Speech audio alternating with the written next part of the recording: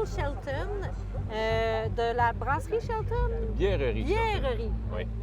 Ben, c'est quoi la différence entre les deux? En fait, il n'y en a pas vraiment. Bièrerie, c'est un mot qu'on a inventé. Au départ, quand on a commencé à faire de la bière, on n'avait pas nos propres installations. Donc, on ne voulait pas prétendre être une brasserie en tant que telle. On a inventé le mot bièrerie. OK! Mais on s'entend que c'est une microbrasserie aussi. Oui. Oui. Donc là, reculons en arrière, au tout début. Toi, tu brassais chez toi, dans le fond, c'est Oui. ça, hein? Oui, Par en fait, plaisir? Oui, par plaisir. En fait, c'est une passion que je me suis développée. Ça a débuté en lisant un article dans la presse. Je me suis dit, je pense que ça m'intéresse de faire ça.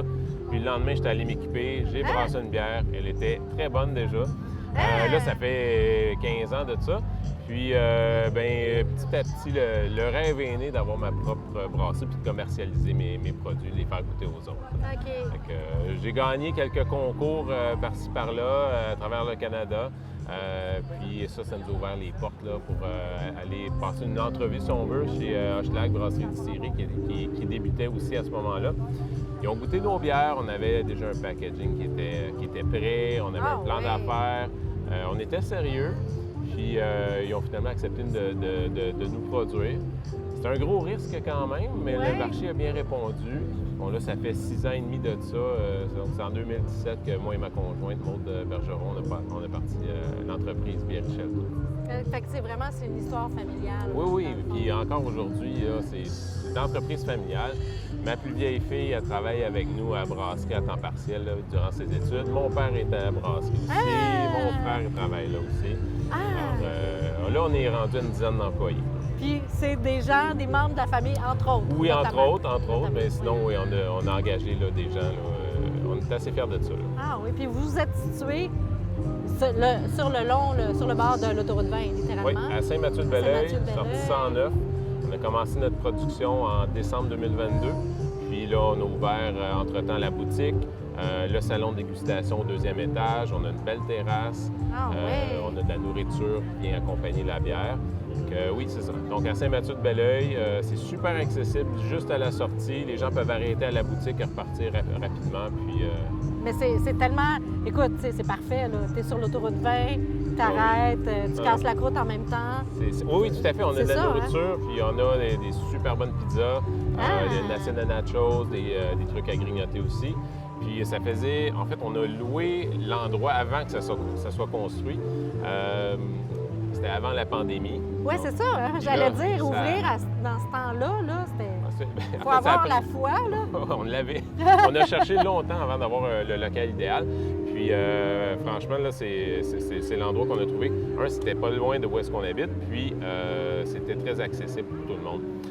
Construire une brasserie industrielle, on ne peut pas aller se mettre dans le fin fond d'un parc industriel. C'est plus difficile d'accès à ce moment-là pour la clientèle, parce que c'est comme semi-commercial, si on veut.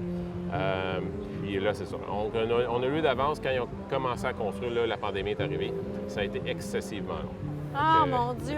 Mais oui, fait que pendant ce temps-là, vous faisiez brasser votre bière? Oui, on était à contrat toujours à ce moment-là. Mais le brassage à contrat, c'est une gestion de risque, mais en même temps, on a beaucoup de limitations avec ce modèle d'affaires-là. Puis avec le marché d'aujourd'hui, c'est plus un modèle qui est nécessairement très rentable. Donc, on gagne en flexibilité avec notre propre brasserie, en qualité. On crée plein de nouvelles affaires qu'on pouvait pas. Tu peux te lâcher là, littéralement. Oui. Fait que, donc, tu étais chez Hochelag pendant X nombre d'années. Après, vous avez donc fait naître votre entreprise de tout ça et vous êtes rendu le long de l'autoroute 20. Vous servez à la clientèle qui arrête, mais j'imagine que c'est là aussi que vous encanez. Oui, toute notre production est faite sur place. Donc, on produit toute notre bière sur place, on encanne sur place, puis on distribue à travers le Québec. À travers le Québec? Oui. On est dans... Vous-même ou avec on a un distributeur? Okay. Oui, on a un distributeur. On est dans les épiceries métro, IGA, Provigo. Donc, on est dans les grandes chaînes, puis aussi dans les détaillants spécialisés, les dépanneurs. OK. Mon Dieu, c'est vraiment... vous avez... c'est une gamme complète. Là. Vous êtes en train de... Oui, la totale. Est-ce qu'il y a des projets d'expansion hors Québec? Non, on essaie de consolider notre marché au Québec.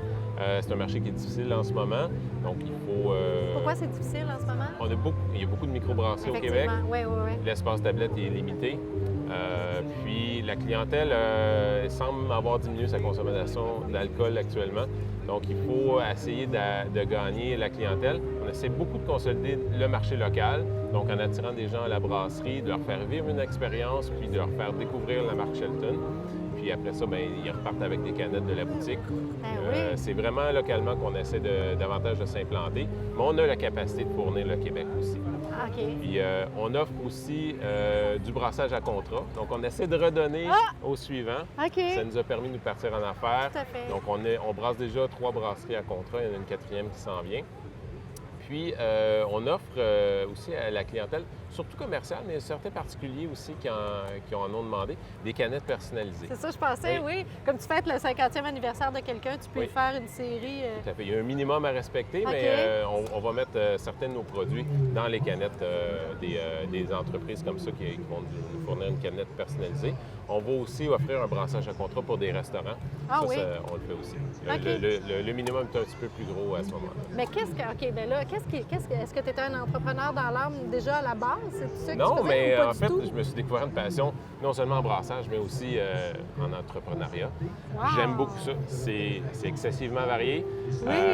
On fait jamais la même chose, en fait, de l'heure à l'autre, là. Mais ça demande beaucoup, beaucoup de temps.